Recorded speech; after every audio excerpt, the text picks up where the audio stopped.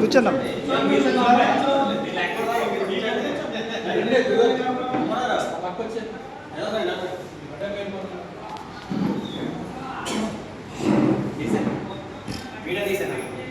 బాబు అలా వచ్చాడమ్మా కొంచెం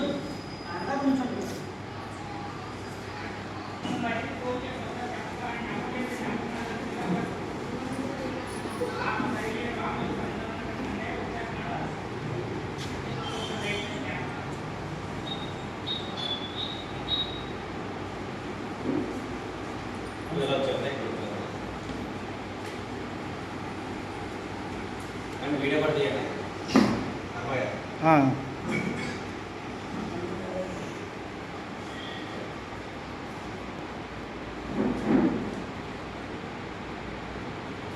మరి ఈ రోజున భారతదేశ ప్రథమ ఉపాధ్యాయురాలు శ్రీమతి సావిత్రిబాయి పూలే గారి జయంతి సందర్భంగా ఏర్పాటు చేసినటువంటి యొక్క సమావేశానికి ముఖ్య అతిథిగా విచ్చేసినటువంటి పశ్చిమ గోదావరి జిల్లా అధ్యక్షులు కోడే రవీంద్ర గారికి, రాష్ట్ర ప్రధాన కార్యదర్శి మరియు అగ్ని వనికుల క్షత్రియ సంక్షేమ సంఘం అధ్యక్షులు అడ్వకేట్ అయినటువంటి అన్న వనమల్ శ్రీనివాసరావు గారికి, పాలకొల్లు నియోజకవర్గ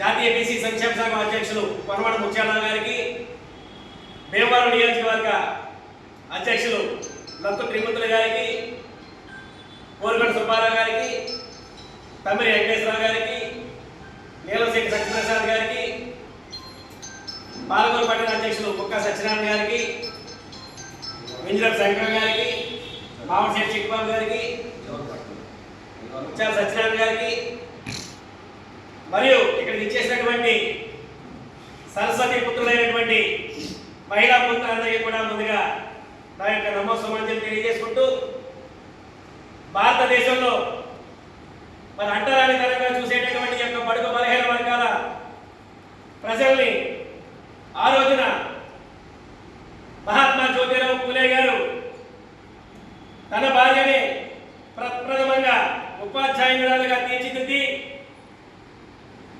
ఆమె ద్వారా ఈ యొక్క భారతదేశంలో అనేక చోట్ల స్కూళ్లను ఏర్పాటు చేసి మహిళల్లో చైతన్యం నింపినటువంటి మహానుభావుడు మహాత్మా జ్యోతిరావు పూలే గారు.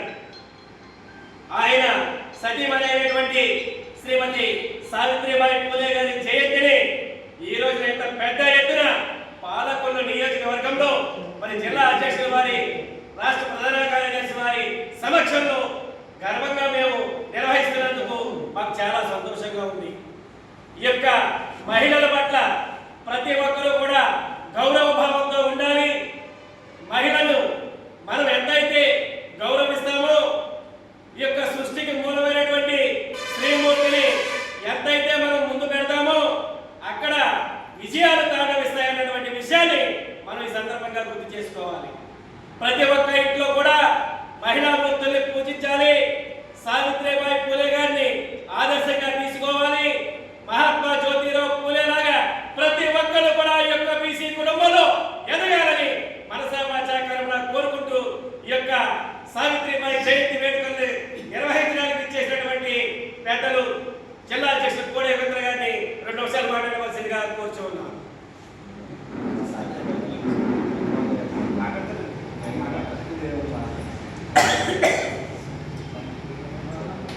మరి రాష్ట్ర ప్రధాన కార్యదర్శి అయినటువంటి పెద్దలు అన్న వనమల్ శ్రీనివాసరావు గారిని 2 నిమిషాలు మాట్లాడవలసిందిగా కోరుచున్నాను.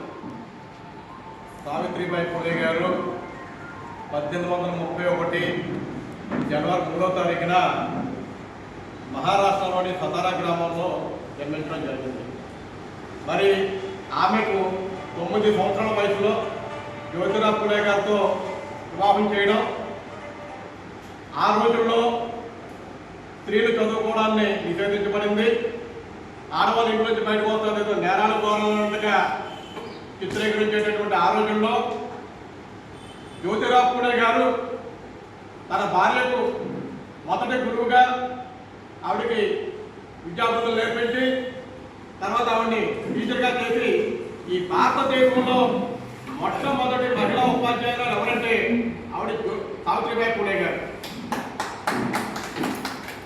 జ్యోతిరావు పూలే గారి ఆశీస్సులతో, ఆయన అన్నదడంతో ఆ రోజు నిమ్న జాతికి చెందినటువంటి సావిత్రిబాయి పూలే చదువుకోవడమే కాకుండా మహిళలందరూ కూడా చదువుకోవాలనేటటువంటి ఒక సదుద్దేశంతో పాఠశాలను ఏర్పాటు చేసి, మరి పాఠశాలకు వెళ్తా ఉంటే ఆ రోజుల్లో అగ్రవర్ణాల వారు ఆవిడ మీద బురద జల్లడం, రాళ్ళు ఇప్పి కొట్టడం వంటి పైశాచిక పనులు చేసేవారు.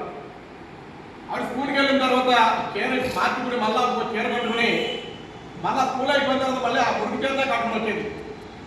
ఆవిడ ధైర్యంగా చెప్పేది, నేను విద్యాబుద్ధులు లేపడానికి వెళ్తున్నాను, నేను తప్పు చేయట్లేదని చెప్పి.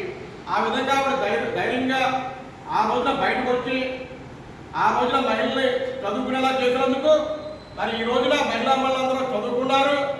ఈ రోజున ఐఏఎస్ ఐపీఎస్ అవ్వారంటే దానికి కారణం ఆ రోజున జ్యోతిరావు పూలే గారు వేసినటువంటి అడిగే ఈ రోజున మహిళా వాళ్ళందరూ కూడా చదువుకోవడానికి నాందని చెప్పి ఈ సందర్భంగా నేను తెలియజేస్తా ఉన్నా.